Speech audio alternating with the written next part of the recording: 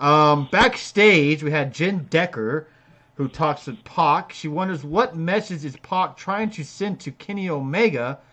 Pac says he came to the company for one reason, opportunity. Yet since he's come here, he's only suffered injustice despite putting on dominating performances. He says this is his final warning. He wants the rubber match again against Omega. If they don't give it to him, he won't be held accountable for what he does next. Now that's a Ooh. fucking great promo, and that's a great heel promo. I loved that promo more than MJF because that was a great wrestling promo right there. Okay, fair enough. I thought it was a good promo as well, and he's showing that basically he feels like he's getting screwed.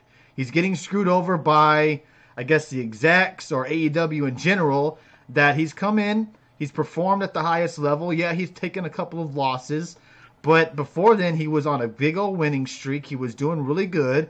A lot of people had him being the next top guy to face the world champion, and now he's kind of being left in the back of the line for whatever reason.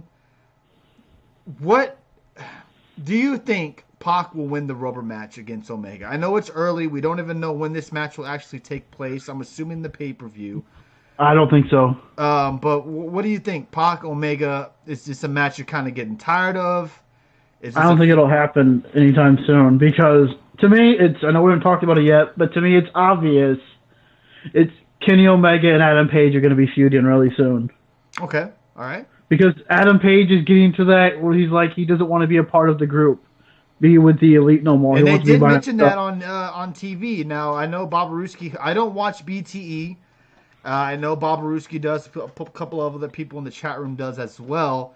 And they said they mentioned something that happened on Being the Elite where Hangman has kind of distanced himself from the Elite and he's kind of going off on his own. That's what it seems like, at least.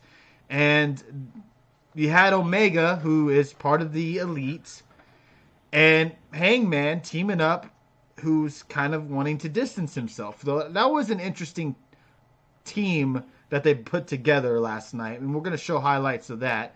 But before then, I did not get the video package for the Dark Order. They didn't have it on their YouTube channel. But I'm going to give AEW some big props here, okay? Because when the Dark Order first debuted, I was absolutely shitting on this team. I did not care for them. I didn't want to see them. I thought their gimmick looked stupid. I thought it didn't really work well. And that's more on AEW's side because they didn't really present them very well. Now, with these video packages that we get each week, I gotta say, I'm very, very into this tag team and the Dark Order in general because each week, these video packages that they show about joining the Dark Order have been getting better and better. What are your thoughts on them so far? Yeah, it's like the other one better than this one, but yeah, I mean, it's interesting. I'm intrigued. Yeah, they should have done this start because a lot of people didn't know who the Dark Order was. A lot of us, when we first seen them debut at, what was it, Double or Nothing or whatever they did, when they first showed up, I think it was their first pay-per-view in May. And then it was like, who are these guys? You know, and then you get all these video packages. Now you're starting to see, okay, these are who these guys are. Now you could say the same thing, because if we didn't know who Allie and the Blade were and know their backstory at all, right, you would probably be saying the same exact thing. Like, who is this Bunny, Blade, and Butcher? We don't know anything. That's the only difference is because you know who these other two wrestlers are in the group because you remember them from Impact Wrestling. Well, with the Dark Order... They did do an interview or a promo to kind of explain. But that was after. Right.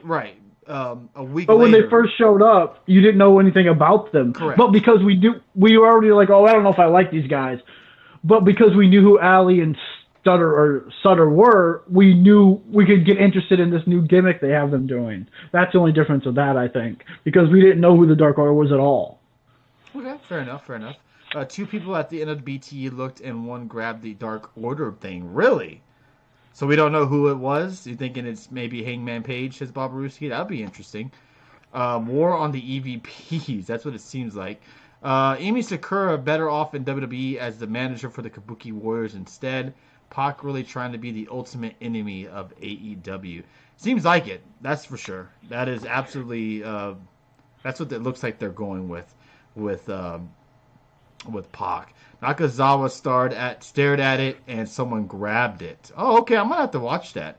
That Yeah, sounds. didn't Page tweet something, or I think Adam Page tweeted something like, "So we're just calling it AEW. Why aren't we calling it All Elite?" Right. Yeah. Yeah, that was just like, okay. If they had the mask guy more of Kevin Sullivan type gimmick, and Lou's mask would be better. I think if they had the mask guy more of Kevin Sullivan type gimmick, and Lou's mask would be better. What I'm missing. Kevin Sullivan. I know Kevin Sullivan wore a mask. I don't remember. I think I kind of think. Do you guys think AEW is even turning a profit yet? I would think so. I don't know. I mean, what are their pay-per-views doing great? I don't know.